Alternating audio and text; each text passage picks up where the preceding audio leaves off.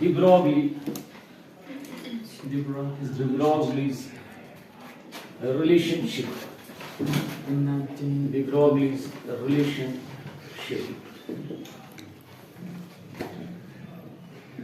Louis de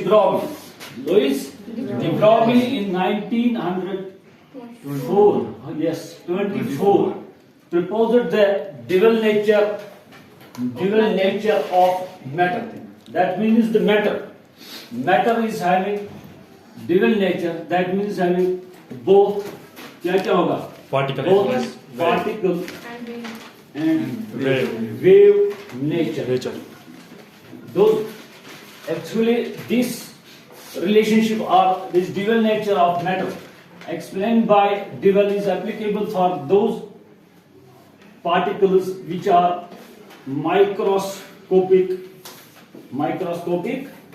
in size. That means we can see only them with the help of microscope. No doubt he has also used this for earlier for the particles which are macroscopic as well, but later on it was found that it is applicable only for these one, that is microscopic particles. Those particles which have dual nature, that is both having particle as well as wave nature, they are known as कल मैंने बताया था wavicles. They are known as wavicles, and the waves associated with these particles they are known as क्या है matter waves. They are known as matter waves. Actually, Louis de Broglie was impressed by Planck's quantum theory of radiation. In which he has also explained the dual nature of इसका बताया था उसने dual nature of electromagnetic radiation and light. Electromagnetic radiation and light. Electromagnetic radiation and light. That is why de Broglie have also considered the dual nature for matter. In order to correlate these two, that is wave and particle nature, de Broglie has correlated these two natures by an equation, famous equation, that is lambda is equal to h divided by p, where this p is momentum and is always equal to momentum किसके बराबर होता है? Value क्या होता है momentum का? मास into velocity. Yes, mass into velocity. Where this h is Planck's constant. This lambda is actually the wavelength of the microscopic particles. Particles usually for these microscopic particles, that is electrons, protons, neutrons and ions, etc. That means it's applicable for particles like electron, proton and neutron. इनके लिए ये applicable है. बाकी अगर इससे बड़ा कोई होगा उसके लिए ये applicable नहीं है. क्योंकि हमें अभी पता चलेगा ये क्यों इसी के लिए एप्लीकेबल है, वो हमें इससे पता चलेगा. But in order to prove this equation, de Broglie has derived a relationship between this wavelength and momentum. Now, derivation. This is the general concept.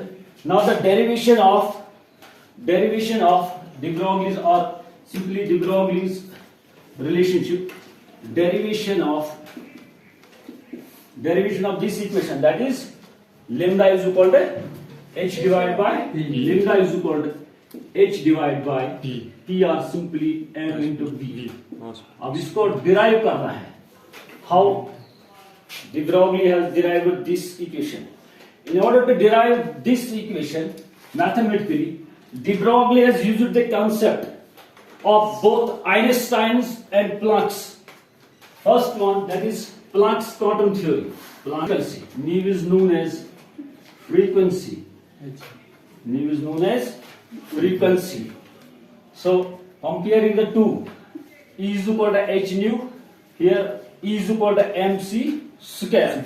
Substituting the value of this E, that is E is equal to h nu into second. We will get this one. H nu is equal to mc square. Now, since nu is actually c by lambda, that is velocity divided by wavelength. Velocity divided by wavelength. ये याद रखना. Now we will write h times, हाँ इसके बदले क्या लिखेंगे? c divided by lambda is equal to mc square. mc square. इसमें कुछ कैंसिल होगा? लग रहा है? ओके, ठीक है. So now we will have h divided by lambda is equal to mc or mv, whatever the case, or h divided by lambda is equal to m into c means this one, that is momentum. So h divided by lambda is equal to p. H divided by lambda is equal to p. Or you can also write h divided by p is equal to lambda. So that means now, so lambda or p, h divided by p. What will you conclude from this equation? इससे आपको क्या पता चलेगा? इससे क्या पता चलेगा? Those particles like electrons, protons and neutrons, उनके लिए जो वैल्यू आ रहा है इसका वेवलेंथ या मोमेंटम का, वो किस फॉर्म में आ रहा है? किस फॉर्म में आ रहा है? They are simply inversible to each other. कौन कौन सा? अगर ये वेवलेंथ है या वेव नेचर है, और ये क्या है? कल मैंने बताया था मोमेंटम किसके साथ एसोसिएट होता है? कल मैंने बताया था पार्टिकल्स की प्रॉपर्टीज क्या है? उनका मास और चार्ज होता है, और दे आर लोकलाइज्ड. और वेव के साथ क्या होता है? दे आर नॉट चार्ज्ड और लोकलाइज्ड नहीं है.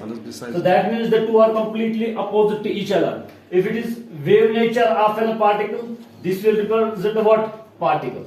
This will represent the particle nature, because momentum is associated with particles. Wave nature, this wave nature, because wave nature simply means the wavelength. Wavelength is associated with the waves. That means the two are inversely proportional to each other. If we will remove the constant with the proportionality, what will happen? Lambda is inversely proportional to p. Lambda is inversely proportional to p. हाँ, इसका मतलब क्या है फिर? इससे आपको क्या पता चलेगा? हाँ, बताओ. क्या होगा? वेवलेंथ जिस, अब क्या हम बताएंगे, जिसका ज्यादा क्या होगा? उसका क्या कम होगा? Particle nature. अगर उसका पार्टिकल नेचर ज्यादा होगा, ऐसे देख सकते हैं ना, P इज इक्वल टू और directly proportional 1 divide by lambda. इसका मतलब क्या है? इसका पार्टिकल नेचर ज्यादा होगा, उसका वेव नेचर कम होगा. तो इसका मतलब है अगर ये ज्यादा होगा तो उस टाइम इसका क्या वैल्यू होगा? कम. दैट मीन्स ये उसी टाइम ज्यादा होगा. कब होगा? जब पार्टिकल क्या होगा? कम. पार्टिकल्स क्या के साथ होते हैं? क्या कैसे साथ होते हैं? मगर इसका value, that is mass and क्या? वेलोसिटी. तब मतलब यूता ये क्या आसन? ये miss come Utah ice push mass velocity. That will behave at the time of wave. That will behave at the time of wave. अगर उसका रिवर्स है, उसमें क्या ज्यादा है? पार्टिकल मास और क्या? वेलोसिटी ज्यादा है, और उस टाइम वेव नेचर क्या होगा? कम. So that means that two are inversely proportional to each other. अब हम बात करेंगे, let us take an example of electron. Electron का मास और वेलोसिटी. मास मैंने बताया था क्या है इसका? मास इज वेरी मच क्या है? लो. अगर हम इसके मुकाबले में same cricket ball will consider, और वॉलीबॉल, या कोई भी बॉल कंसिडर करो, या ब्रिक, मास किसका ज्यादा है? इलेक्ट्रॉन का या इसका? ज्यादा किसका है? क्रिकेट बॉल का होगा ज्यादा कि इलेक्ट्रॉन का? क्रिकेट बॉल का. तो ये क्रिकेट बॉल क्या बिहेव करेगी उस time? Will it behave particle और मास? वेव क्या करेगा? Wave particle. अगर इलेक्ट्रॉन की बात करेंगे ये क्या बिहेव करेगा?